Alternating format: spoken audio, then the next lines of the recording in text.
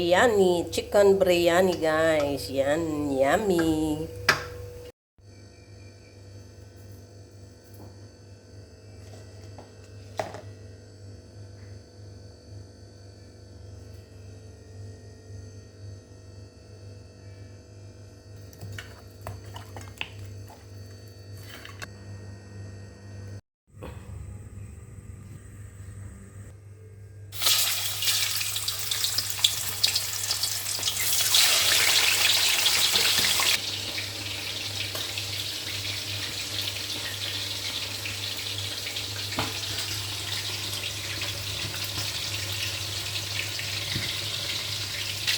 At habang nagpiprito tayo dyan, nagpainit tayo ng kawali at magsasangkot siya tayo ng konting mantika dito. Ayan. Gisa natin ang curry leaves. Ayan. Lagay natin ang ating sibuyas. Gisa lang natin yan. Ayan. At luto ng ating chicken, hanguin na natin at i-set aside lang muna. Habang nagsasangkot sa tayo ng ating ingredients. Ayan guys, gisa-gisa lang muna. Ang maraming sibuyas bilang kaldero ay nagpainit tayo ng tubig para na natin ang ating kamatis. Ayan. Gisahin lang muna. Ayan guys. Isunod na natin yung ating mga spice. Ayan. Ayan, gisahin lang. Ayan, mabango na siya. Sarap ng amoy. Mga load.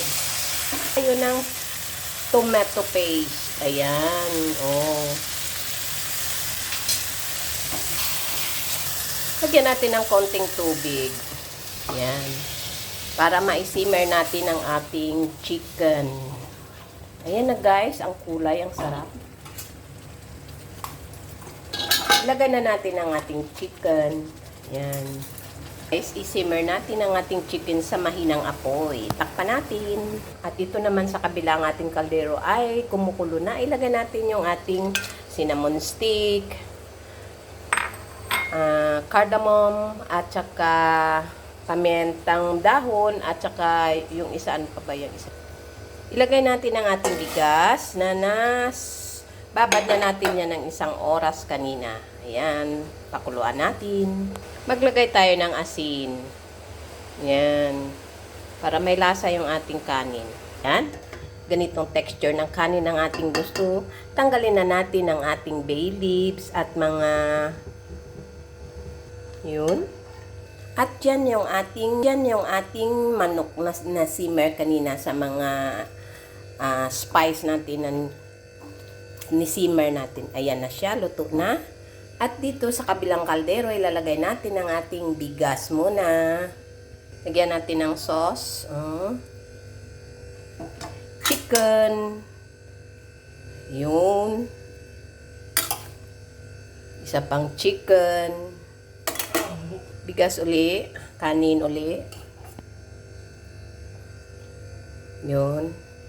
Sauce uli. Yung ating natirang chicken. Yan. Lagay na natin lahat ang sauce. Ayan na guys, natapos na nating salansan. Lagyan natin ng konting coloring. Taas. Yung konting ano lang. Yan. Para sa bigas natin na maya pang topping.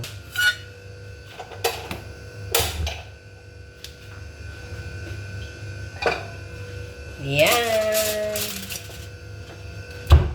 And it's done. My biryani, chicken biryani guys.